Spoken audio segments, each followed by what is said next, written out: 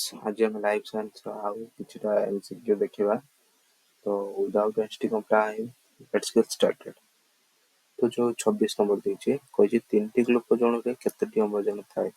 ଯାହାର ଚାରିଟି C6H12O6 ତ ଗୋଟେରେ 6ଟା ମାନେ 6 into 3 36 12 36 18 ରାଇଟ ଆନ୍ସର ହେଇଯିବ ଅପସନ ନମ୍ବର ସି।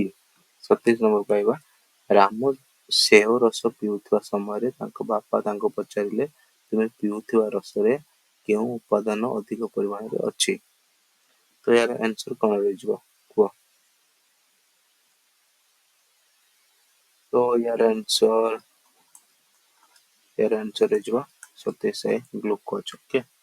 28 ନମ୍ବର ପତ୍ର ନଥିବା ଗଛଟି କିପରି ଶ୍ୱାସକ୍ରିୟା ସମ୍ପାଦନ କରେ? 28 ନମ୍ବର ଷ୍ଟମ୍ପ ଦ୍ୱାରା, ମୂଳ ଦ୍ୱାରା, କାଣ୍ଡ ଦ୍ୱାରା, ଉଦ୍ଭିଦ ଶରୀରରେ ଉପସ୍ଥିତ କୋଷ ଦ୍ୱାରା। କେଡା ହବ ଡିସ୍କସ ହେଇଛି ଆଗରୁ। ଏଇଟା ହବ ଉଦ୍ଭିଦର ଉପରିସ୍ଥ କୋଷ ଦ୍ୱାରା। ଓକେ ଯିବା ନେକ୍ସଟ।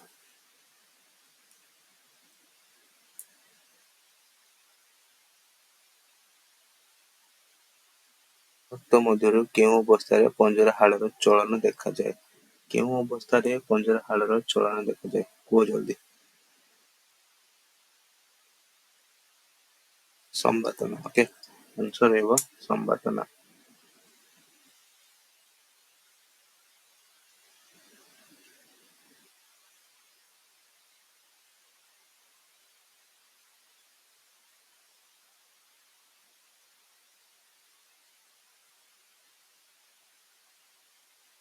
ତାର 30 ନମ୍ବର ଯିବା ନିମ୍ନୋକ୍ତ ମଧ୍ୟରୁ କେଉଁଥିରେ କୌଣସି ପ୍ରକାରର ପରଦା ବା କପାଟିକା ନଥାଏ? ଧମନୀ, ଶିରା, ଅଳିନ୍ଦ ବା ନୀଳୟ ଦ୍ୱାରରେ, ନୀଳୟ ଓ ରକ୍ତ ବାହିନୀ ଦ୍ୱାରରେ।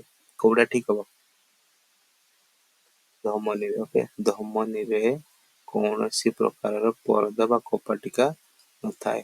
31 ନମ୍ବର କଣ ହେଇଛି ଦେଖିବା। ହରିକୁ ଡାକ୍ତର କହିଲେ ତୁମ ହୃତ୍ପିଣ୍ଡରେ ଅମ୍ଳଜାନ ଯୁକ୍ତ ରକ୍ତ ଓ ଅମ୍ଳଜାନ ବିହୀନ ରକ୍ତର ମିଶ୍ରଣ ହୋଇଯାଇଛି। ନିମ୍ନୋକ୍ତ ମଧ୍ୟରୁ କେଉଁ ଉକ୍ତିଟି ଠିକ? ବାମ ଅଳିନ୍ଦ ବାମ ନୀଳୟ ମଧ୍ୟରେ ଏକ ଛିଦ୍ର ଅଛି। ଦକ୍ଷିଣ ଅଳିନ୍ଦ ଦକ୍ଷିଣ ନୀଳୟ ମଧ୍ୟରେ ଏକ ଛିଦ୍ର ଅଛି। ଦକ୍ଷିଣ ନୀଳୟ ବାମ ନୀଳୟ ମଧ୍ୟରେ ଏକ ଛିଦ୍ର ଅଛି। ଦୁଇଟି ଅଳିନ୍ଦ ଦୁଇଟି ନୀଳୟ ଥିବାରୁ। ତ ଏଟା ଆନ୍ସର କଣ ହବ? ତ এটা ভুল ଅଛି, এটা ବି ଭୁଲ।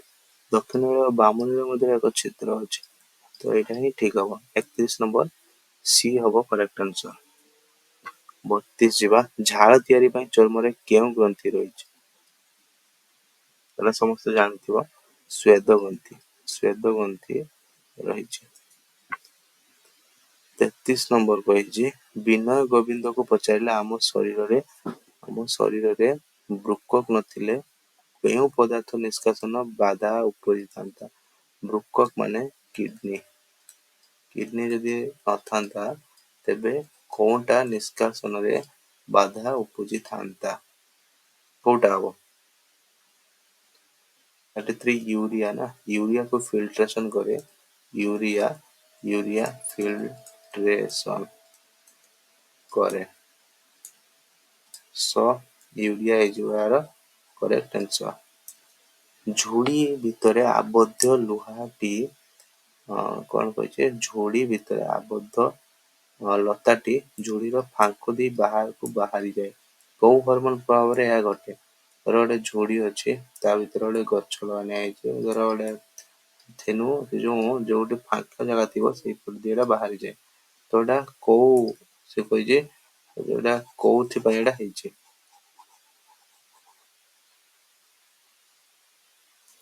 କୁହ।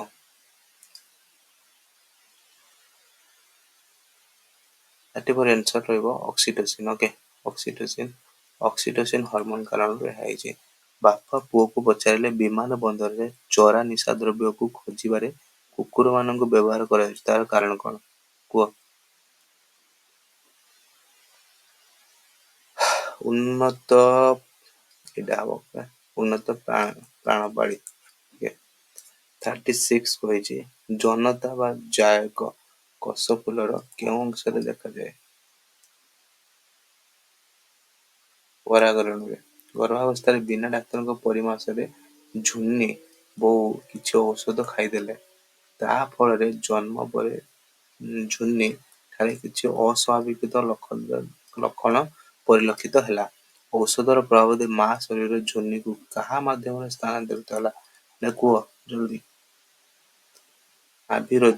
ନାଭିରଜ୍ଜୁ ଦ୍ଵାରା ଏଇଟା ହେଇଥିଲା। ଓକେ। ବର୍ଦ୍ଧିଷ୍ଣୁ ଭ୍ରୂଣକୁ ପୋଷଣ ଯୋଗାଉଥିବା ଭ୍ରୂଣପୋଷକର ଗୁଣ ସଂଖ୍ୟା କେତେ? 38। 38 ର x ହବ ନା, ସରି ଏଇଟା ହବ 3n ହବ। ଜଣେ ପୁତ୍ର ଜନନୀର ଡିମ୍ବାଣୁ ସହିତ ଶୁକ୍ରାଣୁର କେଉଁଟାର ସମାଧାନ ହୋଇଥିବ? ପୁତ୍ର ଜନନୀ କହିଛି ମେଲ୍ କଥା କହିଛି। ମେଲର କିସ ଥାଏ? XY ଥାଏ। ସେ କହିଛି ଡିମ୍ବାଣୁ ସହିତ ଶୁକ୍ରାଣୁର କେଉଁ? ଡିମ୍ବାଣୁର କଣ XX ଥାଏ, ଶୁକ୍ରାଣୁର XY ଥାଏ। ଯଦି ୟା ପାଖରୁ X ଆସିଲା, ୟା ପାଖରୁ obviously Y ଆସିବ, ତ ଏଇଟା ହବ 39B। 40 answer। ଜୈବ ପଦାର୍ଥକୁ ଜୈବ ଶକ୍ତି ଉତ୍ପାଦନ ପାଇଁ କେଉଁ ପ୍ରଣାଳୀ ଅନାବଶ୍ୟକ ମାନେ ଆବଶ୍ୟକ ନୁହେଁ ଚାଲିଛି। ଓକେ, ନୁହେଁ କେଇଟା ହବ? 40 ନମ୍ବର। 40 ନମ୍ବର ଅପସନ ଡି ହବ ରୂପାନ୍ତରଣ। 15 ଦିନରେ ପ୍ରାୟ କେତେ ଥର ଜୁଆର ଭଟ୍ଟା ହୋଇଥାଏ? ଜାଣିଥିବ 15 ଦିନରେ କେତେ ଥର ହୁଏ? 30 ଥର।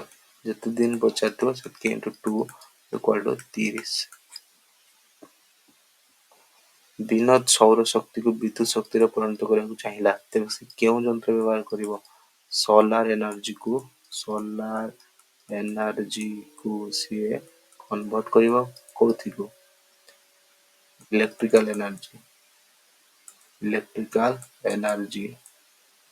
ଏନର୍ଜିକୁ କନଭର୍ଟ କରିବ। ତେବେ ସେ କେଉଁ ଯନ୍ତ୍ର ବ୍ୟବହାର କରିବ? obviously ସୌର cell. Okay, 42B। 43 Ram Hari ଦାମ ନରୀଙ୍କ ମଧ୍ୟରୁ କାହାର ଉକ୍ତିଟି ଭୁଲ? ରାମ କହିଲା ବାଘର ଆପେଣ୍ଡିକ୍ସ ଅଛି, ହରି କହିଲା ଛେଳିର ଆପେଣ୍ଡିକ୍ସ ଅଛି, ଦାମ କହିଲା ମଣିଷର ଆପେଣ୍ଡିକ୍ସ ଅଛି, ନରୀ କହିଲା ଅଜଗରର ଅବୟବ ଅଛି। ତ ଏଇଟା କୋଉଟା ଠିକ? ରାମ କହିଲା ଏଇଟା ଭୁଲ କହିଛି। ତ ରାମ କହିଲା ବାଘର ଆପେଣ୍ଡିକ୍ସ ଅଛି, ଏଇଟା ଭୁଲ। ଓକେ।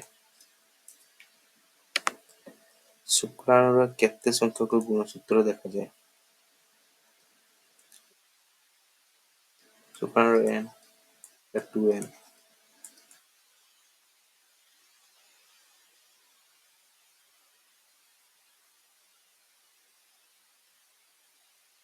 ଇକୋସିଷ୍ଟମ ଶବ୍ଦର ବ୍ୟବହାର କିଏ କରିଥିଲେ?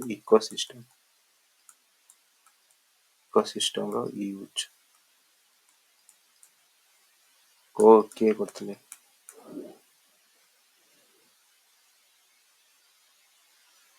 ଦିଟା ଆନ୍ସର କରିଥିଲେ। 46 ପରିସଂସ୍ଥାନରେ କେଉଁ ପିରାମିଡ କେବଳ ସଳଖ ହୋଇଥାଏ? ପିରାମିଡ ଷ୍ଟ୍ରେଟ ଚେନ୍ କୋଉଟା? ଶକ୍ତି ପିରାମିଡ, ଯୋଉଟା କି ଏନର୍ଜି ଫ୍ଲୋ ହୁଏ।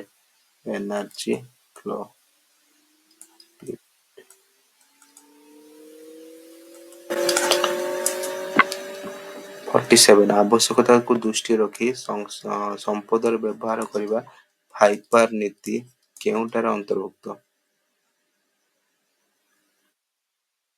ସମ୍ବରଣରେ ଅନ୍ତର୍ଭୁକ୍ତ। ପ୍ରକୃତି ପ୍ରେମୀ ବିଷ୍ଣୋଇ ସମ୍ପ୍ରଦାୟର କେଉଁ ଗ୍ରାମରେ ବାସ କରୁଥିଲେ?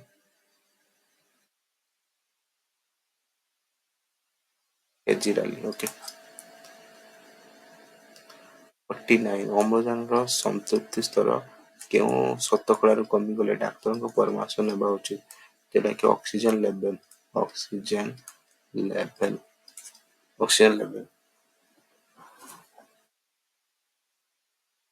32 ରୁ କମିଯିବ ତାହେଲେ ଡାକ୍ତରଙ୍କ ପରାମର୍ଶ ନେବା ଉଚିତ। ଓକେ।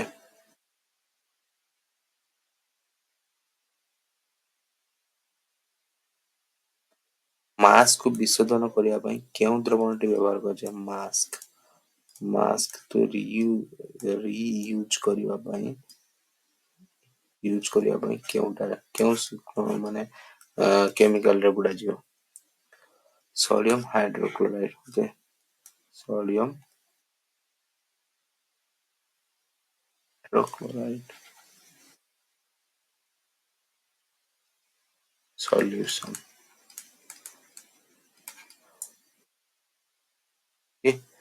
Thank you.